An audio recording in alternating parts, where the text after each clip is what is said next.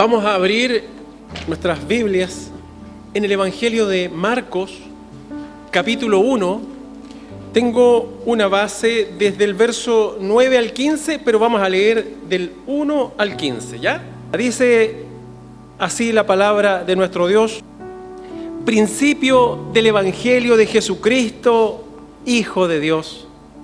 Como está escrito en Isaías el profeta: he aquí yo envío mi mensajero delante de tu faz, el cual preparará tu camino delante de ti.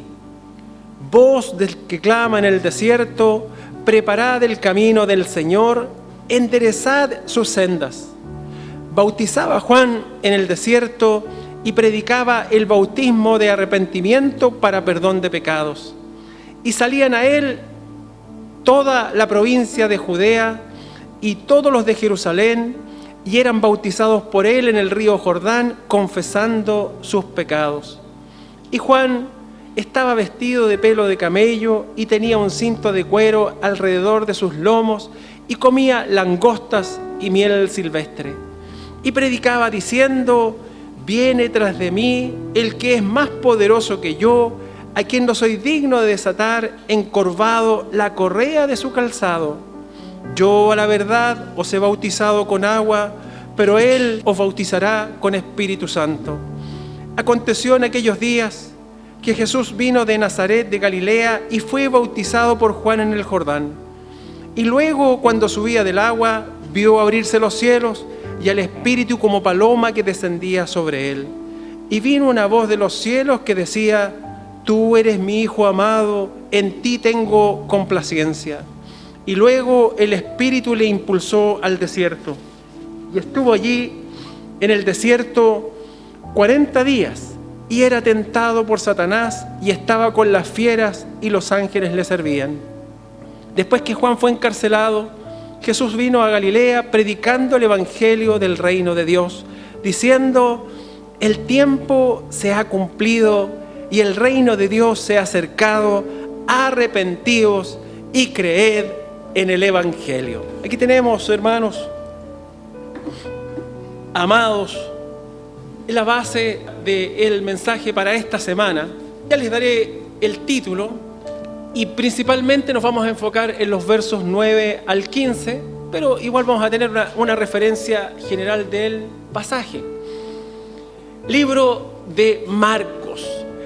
Cuando uno lee los evangelios, yo no sé si usted se ha fijado, pero cada uno de los escritores de los evangelios, en este caso Mateo, Marcos, Lucas y Juan, si bien es cierto se habla de los evangelios sinópticos, ¿cierto?, los tres primeros, pero cada uno de ellos tiene una forma y una manera de expresarse, aun cuando pueden tener muchas referencias a muchos pasajes, pero cada uno se manifiesta de una forma. Dios, por cierto, a través del Espíritu Santo, usa, ¿verdad?, a cada uno de estos hombres para poner énfasis en distintos puntos. Fíjese usted que el Evangelio de Marcos es el más pequeño, es el más pequeñito de todos.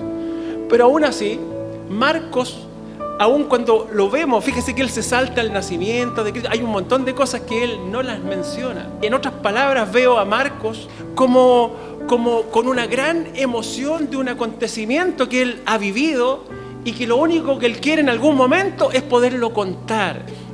Antiguamente se compartían las cosas de manera presencial, a través de las palabras, se testificaba a través de las palabras. Ahora Dios ha permitido que ese testimonio llegue a nosotros a través de la palabra escrita, que es lo que se ha preservado en los tiempos para mantenerla como fue en aquel principio. Marcos, en este caso, ha visto las obras de Dios, ha visto a Cristo, ¿verdad? Lo vio con sus ojos, enseñando, predicando y sanando a las personas. Ahora, cuando él escribe, veo a un varón que está deseoso, ¿verdad?, de compartir sus experiencias, lo que él ha vivido, lo que sus ojos han presenciado.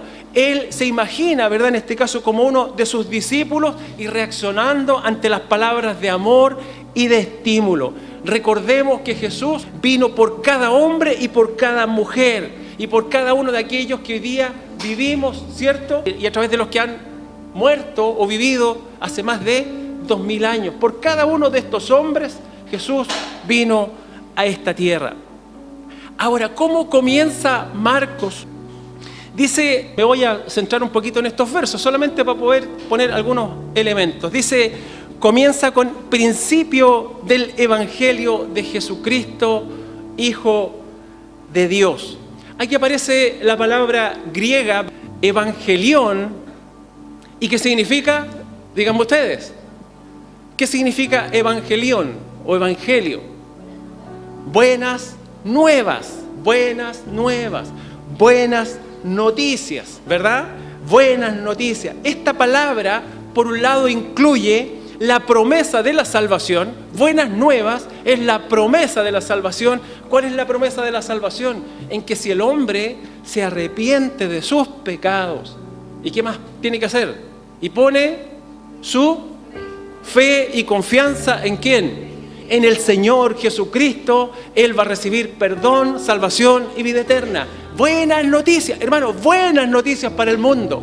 Dice, principio del Evangelio de Jesucristo, Hijo de Dios. Marcos inmediatamente parte con lo esencial.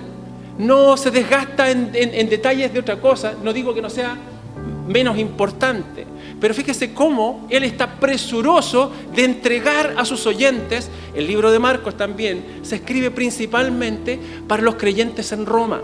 Roma, un país, o mejor dicho, es esa nación en aquel tiempo llena de dioses. Dioses por un lado, dioses para todo.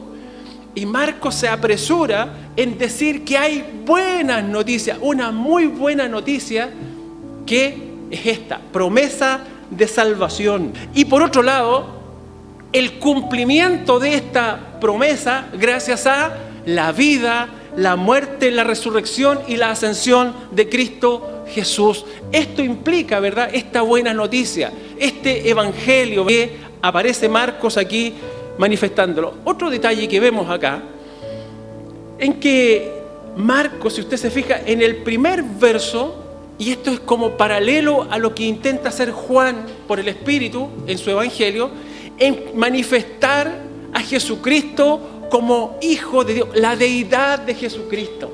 Dice el Evangelio, el principio del Evangelio de Jesucristo, Hijo de Dios. Ya inmediatamente lo está poniendo, ¿verdad?, en la altura que corresponde a Jesucristo, la deidad de nuestro Señor Jesucristo.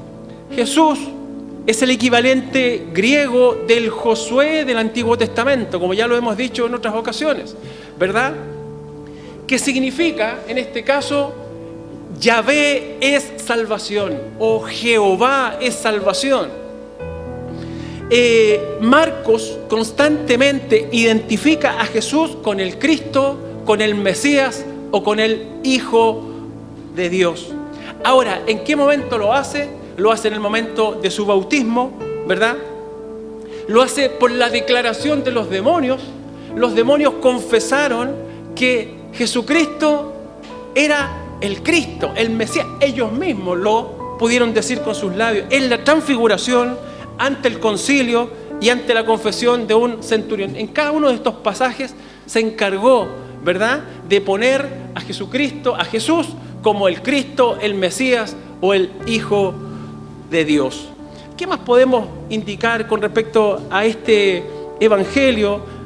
Solamente como algo histórico, referencial también, algunos elementos que nos pueden ayudar a entender mejor lo que Dios quería decir. Fíjese que en el segundo verso dice, como está escrito en Isaías el profeta. Aquí también se nos hace inmediatamente una referencia, aunque debemos entender que, les pregunto, interactuemos un poco, ¿quién hace más referencias al Antiguo Testamento de los evangelistas? ¿Quién cree usted, o de lo que hemos leído, quién cree usted que hace más referencias al Antiguo Testamento? ¿Alguien recuerda? Mateo. Mateo es el que hace más referencias con respecto al Antiguo Testamento. Marcos también lo hace. Por cierto, claro que lo hace, pero Mateo incluye muchas referencias porque es un evangelio que está dirigido, por supuesto que es para todos, pero principalmente para los judíos, para que pudiesen reconocer lo que ellos sabían. Hermanos, si el judío dice el judío, y de hecho se jacta, dice, nosotros somos los receptores de la palabra. De los judíos vendría el Cristo y el Mesías. Hermanos, es como si tuvieran argumento de enorgullecerse. Nosotros somos el pueblo de Dios. Nosotros somos los receptores de la palabra. De nosotros vendría el Mesías, por decirlo de alguna forma. El Evangelio de Mateo es aquel que está precisamente por este factor, muchos textos del Antiguo Testamento, pero Marcos también se encarga, en este caso y en el segundo versículo, ¿verdad?, de este Evangelio, dice, como está escrito en Isaías el profeta. Y esta fórmula indica entonces el carácter autoritativo del Antiguo Testamento. Jesús hizo muchas veces mención a lo que estaba escrito de él en el Antiguo Testamento, en la ley y en los profetas, en los salmos. Amén. Entonces, aquí también vemos que Marcos hace mención con respecto a la venida de este precursor, que en este caso era Juan el Bautista. Quiero que busque, mire, dos pasajes. Isaías 43, solamente para que lo confirmemos. Vamos a buscar acá. ¿Qué se decía de Juan cuando él predicaba? Y decía, voz que clama en el desierto. Así era Juan, así se decía, se hablaba de él. Aquí en Isaías 43 dice, ¿verdad? Por eso Marcos hace mención a este pasaje del Antiguo Testamento. Voz que clama en el desierto, preparad camino, ¿a quién? ¿Quién fue el que vino? El Mesías, el Cristo, Jesús. Lo que se hacía mención en el Antiguo Testamento a Jehová es la mención que se hace en el Nuevo Testamento. ¿A quién? A Jesús. ¿Quién es Jesús? Jesús es el Dios hecho carne. ¿Amén? Entonces, aquí uno va viendo, dice, preparad camino a Jehová, enderezad calzada en la soledad a nuestro Dios. Se está preparando. Dios envió conforme a su promesa que vendría uno semejante a ¿quién? A Elías. Por ahí se decía uno semejante a Elías. De hecho, muchos le preguntaban a Juan si él era el Elías que habría de volver. Era efectivamente el Elías. Otro pasaje del Antiguo Testamento, busque ahí mismo, estamos cerquita. Antes de Mateo está el libro de Malaquías. Y en Malaquías, capítulo 3, verso 1, con respecto a esto mismo, ¿verdad? Dice, he aquí, yo envío mi mensajero, el cual preparará el camino delante de mí, y vendrá súbitamente a su templo el Señor, a quien vosotros buscáis, y el ángel del pacto, a quien deseáis vosotros, he aquí que viene, ha dicho Jehová de los ejércitos. Mire, estos dos textos que les he leído y que ustedes se cercioran que están en las Escrituras, son dos textos que afirman o confirman lo que Marcos está aquí escribiendo para nosotros, para mantener esto en nuestra mente. La importancia y la autoridad del Antiguo Testamento que tiene para nosotros, porque a través del Antiguo Testamento, ¿verdad?, hoy día confirmamos lo que Dios había dicho. En el Antiguo Testamento podemos ver a Cristo. Cada vez que leemos el Antiguo Testamento, nosotros tenemos que buscar dónde está Jesucristo en ese lugar. Por cierto, varios manuscritos y dentro de los evangelios se habla de lo que estaba escrito de Jesús en la ley, en los profetas y en los salmos. Por boca del mismo Jesús dice que las Escrituras, como el hermano Claudio estuvo compartiendo hace unas semanas atrás, en Juan 5:39 dice, vosotros creéis que escudriñad las Escrituras, vosotros os parece que en ellas tenéis vida eterna, y dice, y ellas dan testimonio de mí, de Jesucristo, por supuesto. Entonces, el mensajero anuncia la venida de Dios mismo. Esto es lo que hace el mensajero, anuncia. ¿Sabe qué está preparando? Juan estaba preparando, estaba llamando, y aquí toma cuerpo lo que es el mensaje de la salvación, hermano. No se nos olvide, algo que hay que compartir también con la gente que Dios nos ha llamado a compartir. El principio, ¿verdad?, de la salvación viene primero por el arrepentimiento. Juan llamaba al arrepentimiento. Estaba preparando el camino, ¿verdad?, para que venido Jesucristo ellos pudiesen confiar en el Cristo, en el Mesías, que había de morir por los pecados de las personas. Y ese es el punto. Juan preparaba y bautizaba. Era un bautismo simbólico, ¿verdad?, que mostraba de alguna forma que había un arrepentimiento. Quizás no es el bautismo cristiano que hoy día se hace una vez venido Cristo, muerto en la cruz del Calvario y habiendo resucitado. Hoy día el bautismo para nosotros es un hecho físico de algo que ya pasó en el corazón. Es algo, ¿verdad?, en el cual nosotros, habiéndonos arrepentido y habiendo puesto nuestra fe en el Señor Jesucristo, ahora damos testimonio público de que hemos muerto, nos hemos identificado con Él en su muerte y hemos vuelto a nacer a una vida nueva con Cristo en el corazón. Bueno, el mensajero anuncia la venida de Dios mismo y, por supuesto, muchos evangelistas anunciaron o aplicaron estas palabras a Jesús, que es Dios hecho carne. Ahora vamos a la intención del mensaje que viene del verso 9 en adelante. Siendo que nosotros hoy día, y después de esta última alabanza que de alguna forma hizo brotar lágrimas en cada uno de nosotros, sabe que ayer mientras preparaba la música, la hermana me preguntaba la alabanza, y porque era nueva, creo que no la habíamos cantado nunca. Y yo sin ir más allá, sin ponerle mucha más atención, la consideré que la podía añadir a lo que hemos cantado. Y de verdad que, como ustedes se pudieron dar cuenta, quebró mi corazón, me quebrantó y de verdad que es la experiencia que muchos de nosotros hemos tenido, de cómo le negamos, cómo le rechazamos durante tanto tiempo, y Él con tanta ternura nos hablaba y estaba tras nuestros pasos, y nosotros a veces hasta religiosamente actuando sin poder tener este convertimiento que hablábamos la semana pasada. Y dice que nos fue acorralando, pero nos atrapa ¿cómo nos atrapa? Con su amor. Y eso es tan extraordinario. Es una experiencia, hermanos, maravillosa, y de la cual nos tenemos que renovar, porque el día a día muchas veces nos oprime, nos aflige, y muchas veces somos tan frágiles de memoria y se nos olvidan las cosas tan fácilmente. Es por eso, hermanos, que hoy día, en la condición que tenemos, con esta renovación de nuestra mente, queremos ver 7 pasos en la vida consagrada. 7 pasos en la vida consagrada. ¿Ejemplos de quién? Del Señor Jesucristo. No tenemos mayor ejemplo para nosotros que el Señor Jesucristo. Hay ejemplos bíblicos de hombres. A veces uno mira o ve la medida de Jesús para con nosotros y uno dice, pero es que Jesús... Pero esa es la medida, hermanos. Esa es nuestra medida. Aun cuando podemos ver ejemplos de otros hombres y de otras mujeres en las Escrituras que también nos alientan a identificarnos con ellos. Pero principalmente siempre nuestra identificación ha de ser con Jesucristo. Es que la vara es muy alta. Hermanos, para Dios, ¿hay algo imposible que podernos llevar a la estatura de Cristo? Es posible. ¿Sabe quién pone los límites? Los límites los ponemos nosotros. Nosotros ponemos las limitaciones. No, es que no puedo, es que es tan difícil. Hermana y hermano, para Dios no hay nada imposible. Amén. Así como cantábamos hace un rato atrás, de que no hay problema que Dios no pueda solucionar. No hay montaña que Dios no pueda mover.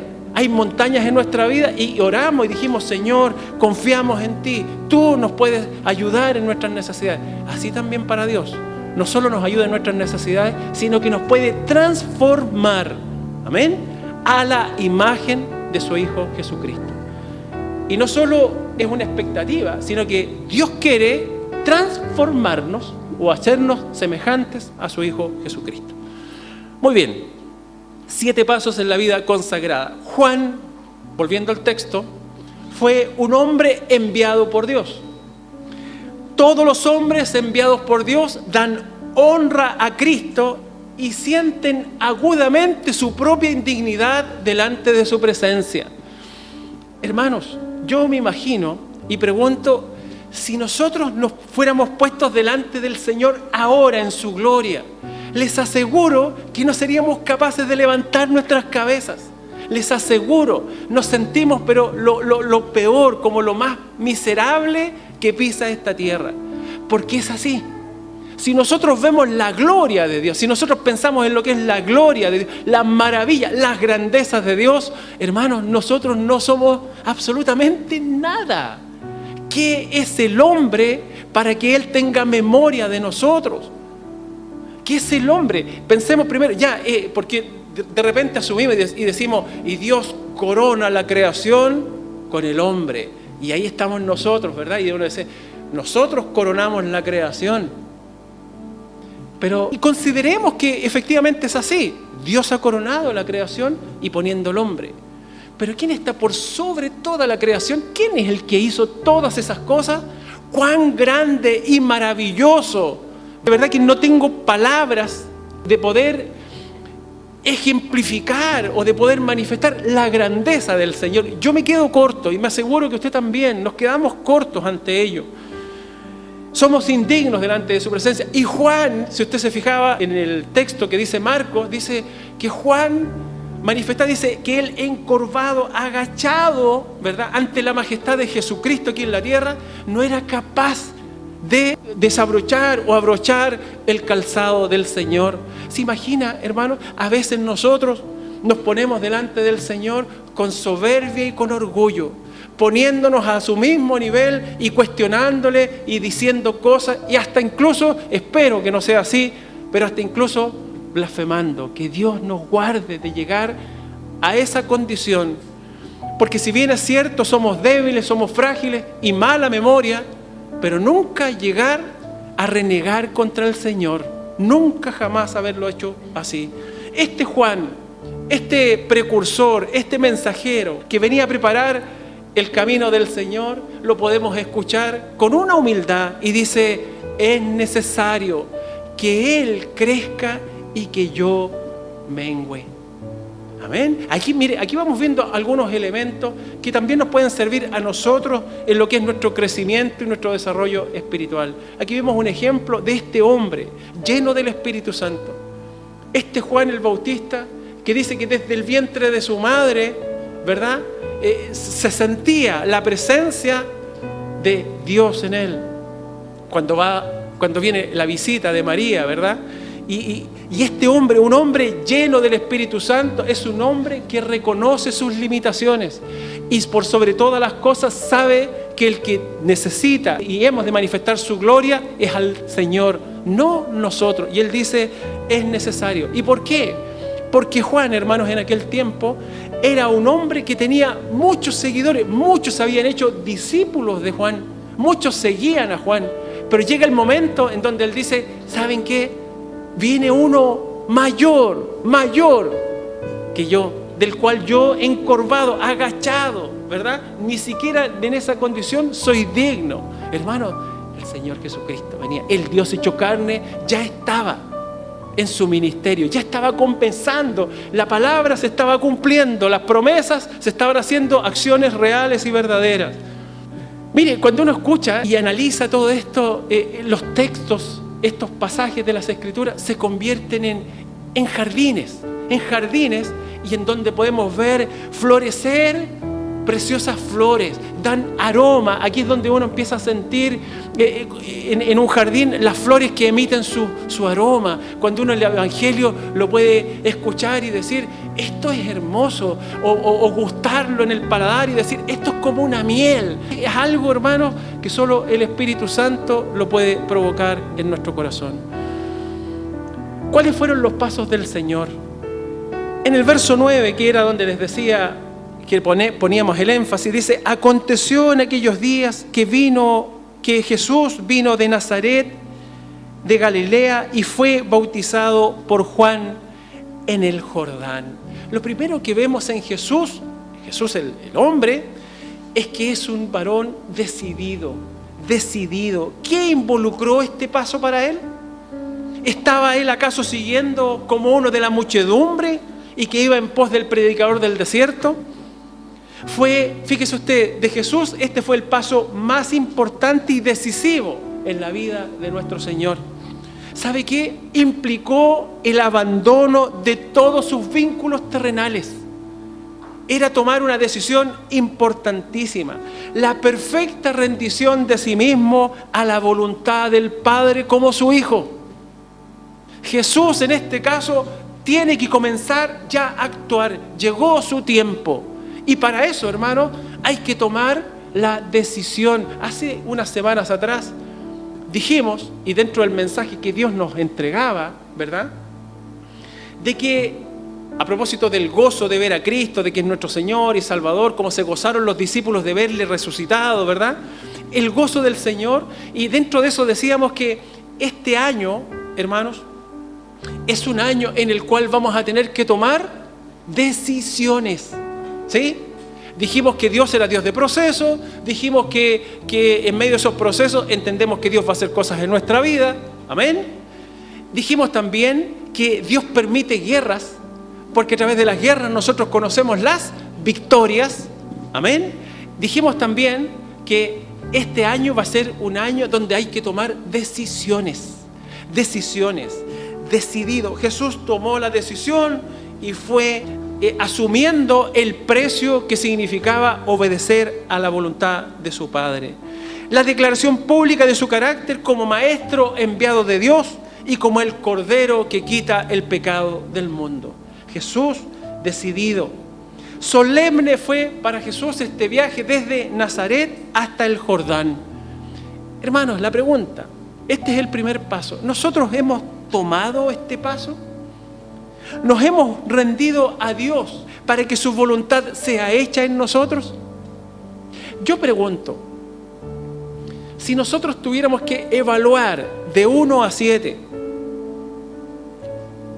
¿cuánto es nuestra consagración para Dios? Usted se puede poner una nota, no quiero que me la diga, pero si evaluáramos de 1 a 7, ¿cuál es mi consagración para Dios? ¿Un 7? ¿Un 6? ¿Un 5? Somos siempre buenos para ponernos entre un 5 y un 4. Para no, menos de un 4 es un rojo, entonces ahí estoy desaprobando. Un 4, así me aseguro. Y un 5 quizás sería mucho. ¿Cuánto se pone en un 4? No me diga usted. Mire, nos hemos rendido a Dios para que su voluntad sea hecha en nosotros. Y yo digo, ¿sabe qué? Respondo, a veces sí y a veces no. ¿Es así o no? Creo que queremos, creo que lo anhelamos. El que ha nacido de nuevo, el que ha gustado de la gracia y la misericordia de Dios, el que brotan lágrimas desde sus ojos, no por la parte emocional, sino que sentir verdaderamente el amor de Dios. Es imposible que no quiera o anhela someterse a la voluntad de Dios. Yo quiero, hermanos, hacerlo, quiero, pero a veces me falta decisión en algunas cosas. Jesús dio un paso decidido, fue y lo hizo. A veces nos quedamos solo en palabras, en buenos deseos. Debemos tomar la decisión. Es el ardiente deseo de nuestro corazón que nuestra vida glorifique a Dios. ¿Realmente queremos glorificar a Dios? ¿Estamos dispuestos a asumir los costos que eso significa en nuestra vida por glorificar al Señor? Y ahí creo que encontramos problemas. Pero aquí vemos el primer ejemplo. Jesús, hermanos, no tuvo... con todo el dolor que eso le puede haber significado, pero fue decididamente y se entregó total y absolutamente a la voluntad de Dios. Ahora, a bautizarse Jesús era un bautismo de arrepentimiento. Hermanos, ¿necesitaba Jesús bautizarse para arrepentirse de sus pecados? Si Jesús no pecó, no tenía pecado. ¿Pero por qué? ¿Por qué fue? El bautismo de Jesús en parte, de alguna forma, aprobaba el ministerio de Juan el Bautista. Aprobaba en parte el ministerio de Juan el Bautista. Él lo hace para aprobar el ministerio de Juan, que en alguna forma, ¿qué estaba haciendo Juan? Preparando el camino del Mesías, del Cristo. ¿Para qué? Para que reconocieran a Jesús. Y Jesús en este caso va y a través de esto está aprobando el ministerio de Juan. Acto de dedicación de su propio ministerio. Jesús está comenzando su ministerio. Y dentro de su ministerio había de identificarse con el pueblo, ¿verdad?, al cual venía a salvar. Jesús se identifica, sin ser pecador, se identifica con los pecadores, se hace uno y comienza tal cual como lo hacen todas las personas, el bautismo del arrepentimiento. Verso 10 dice: y luego, cuando subía del agua, vio abrirse los cielos y al Espíritu como paloma que descendía de él. Lo segundo que vemos es que él es aceptado. Se ofreció a sí mismo, ¿sí?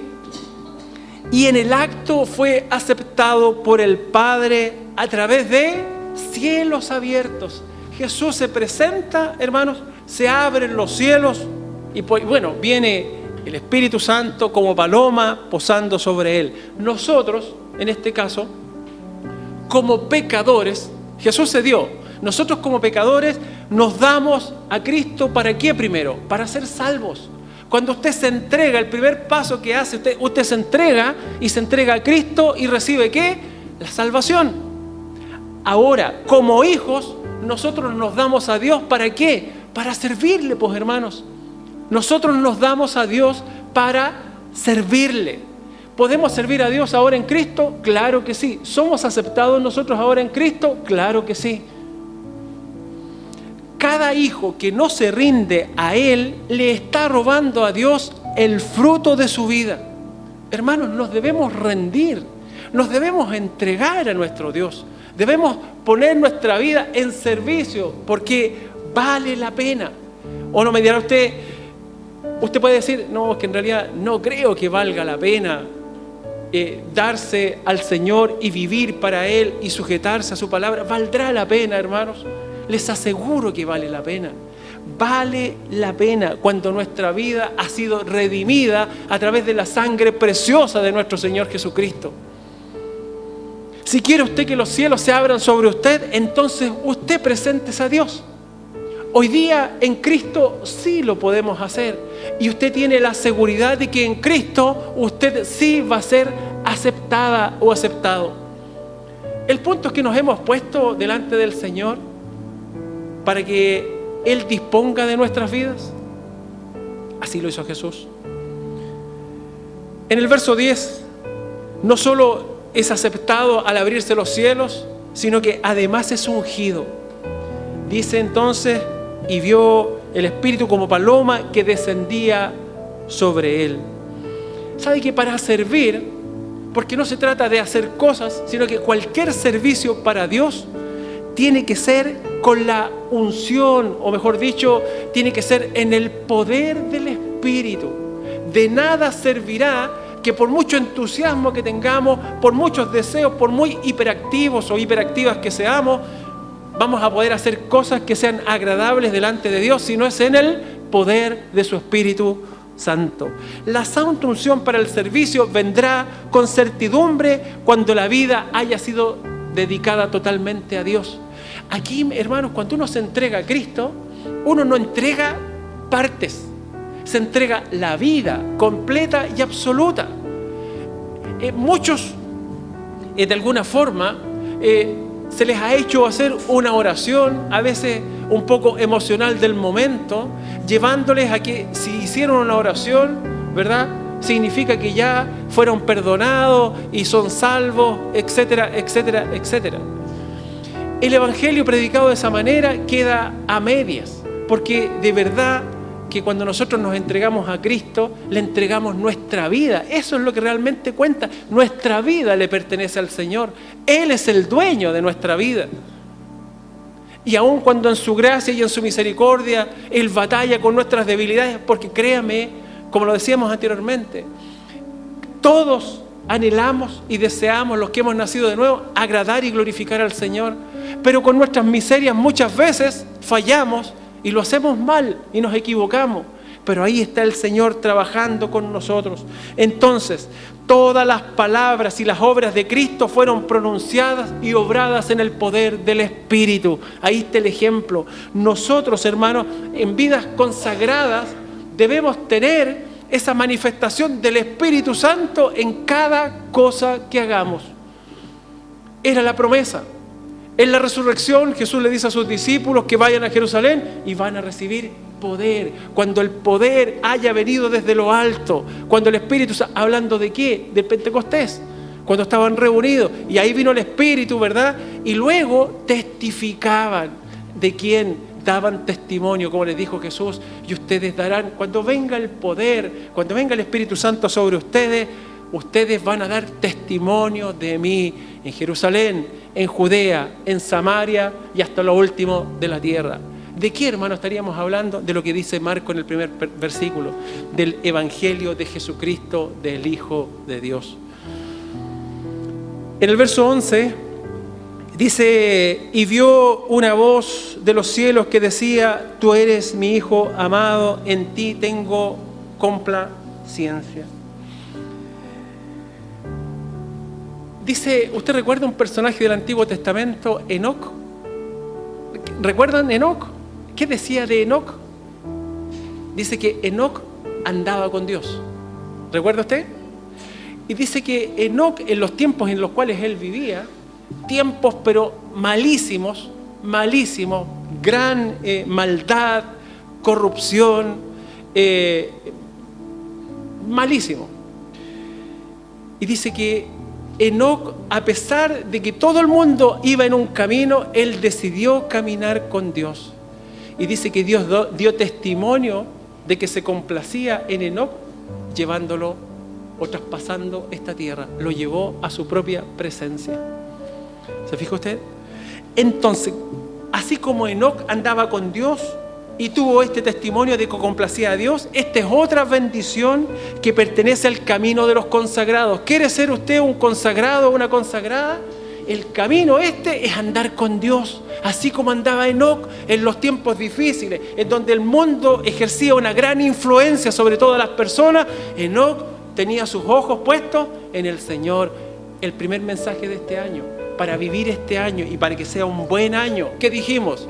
Puestos los ojos en Jesús, el autor y consumador de la fe. Hermanos, Dios va a seguir repitiendo esto para nosotros.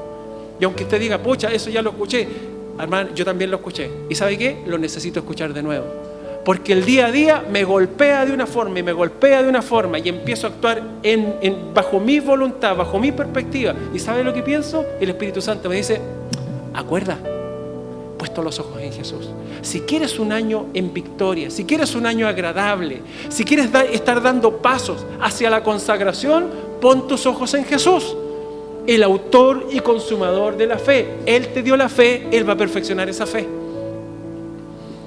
Entonces, la unción del Espíritu Santo siempre conlleva a la voz consoladora de Dios. Estando en comunión, siendo conducidos por el Espíritu, siempre habrá una comunión, siempre habrá una palabra consoladora de Dios.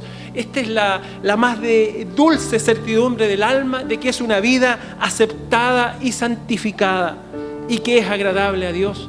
Hermanos, la seguridad de que lo que estamos haciendo es agradable para nuestro Señor Jesucristo. En el verso 12, después de que han ocurrido todos estos hechos, en el verso 12, inmediatamente que después Jesús ha sido ungido con el Espíritu Santo, en el verso 12 dice, y luego el Espíritu le impulsó al desierto. Impulsado. El verbo impulsar es un verbo enérgico, lo llevó con fuerza. Es el mismo empleado en Juan 2:15 cuando Jesús entró al templo, ¿verdad? Y los echó afuera a todos, los sacó con mucha intensidad, ¿verdad?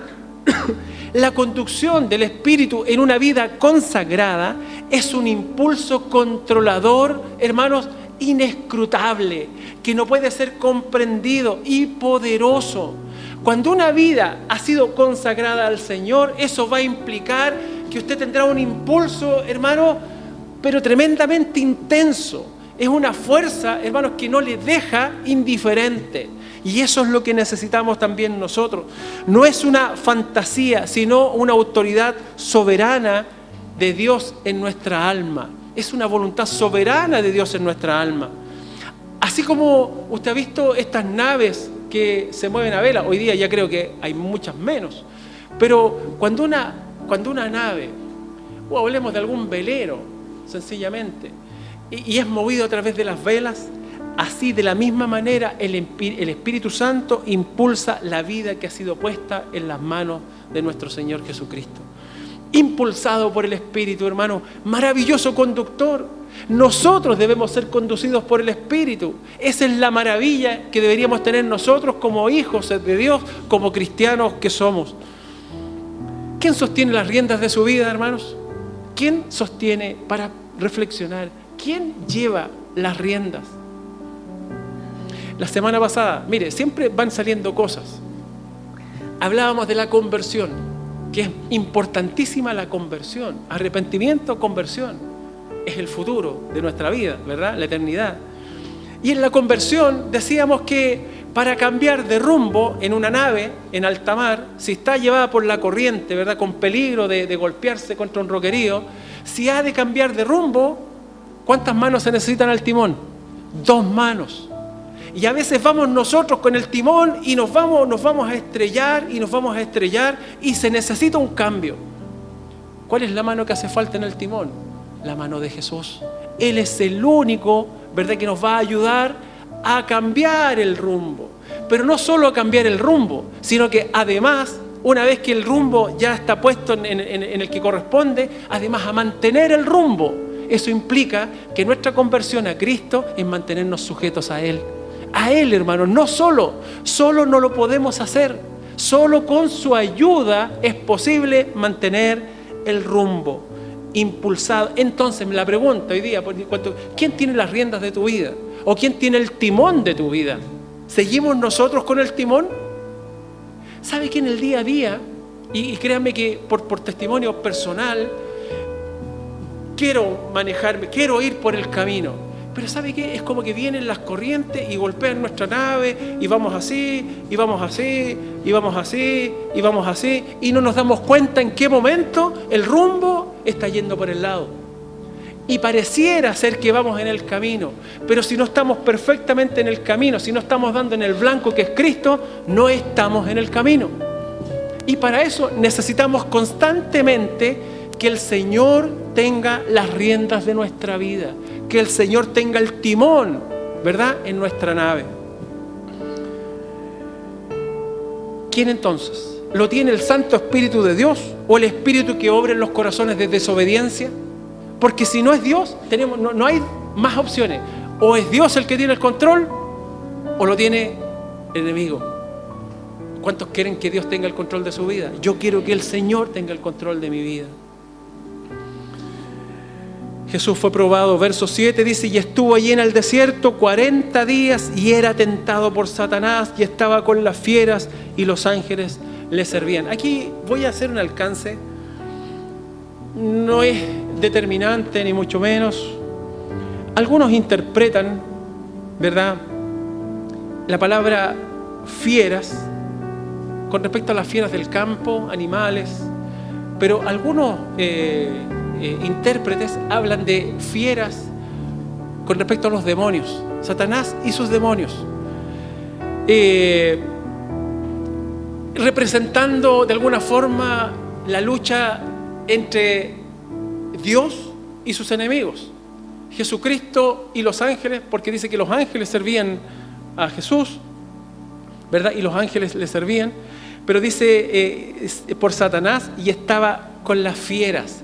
El ejército de demonios. En esa condición, hermanos, Jesús fue probado. No fue sino hasta que Cristo fue ungido con el Espíritu Santo que acudió el tentador. Esto también es sugestivo para nosotros. En el reino de Satanás no siente mucho peligro por las personas que no conocen al Señor Jesucristo. ¿Sabe que usted sin Cristo no es un enemigo para el diablo? Pero baste que usted ponga su fe y su confianza en Jesucristo y ya usted va a entender que va a entrar en otra dimensión, en una dimensión espiritual en donde aparecerán los principados, las potestades, los gobernadores y las huestes espirituales de maldad. Es ahí, hermanos, donde esto de alguna forma se hace una lucha real y verdadera. De estas luchas que dijimos que teníamos que tener, ¿verdad?, en el mensaje anterior, de que debían haber guerras. guerras. Cada día enfrentamos guerras, las cuales debemos, por supuesto, enfrentarlas.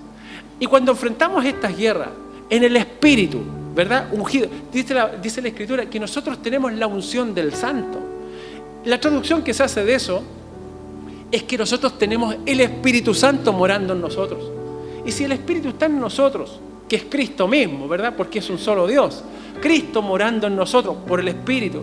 Entonces, hermanos, tenemos la victoria. Hay victoria para nosotros en medio de la tentación, porque más, o mejor dicho, mayor es el que está en nosotros, que el que está en el mundo.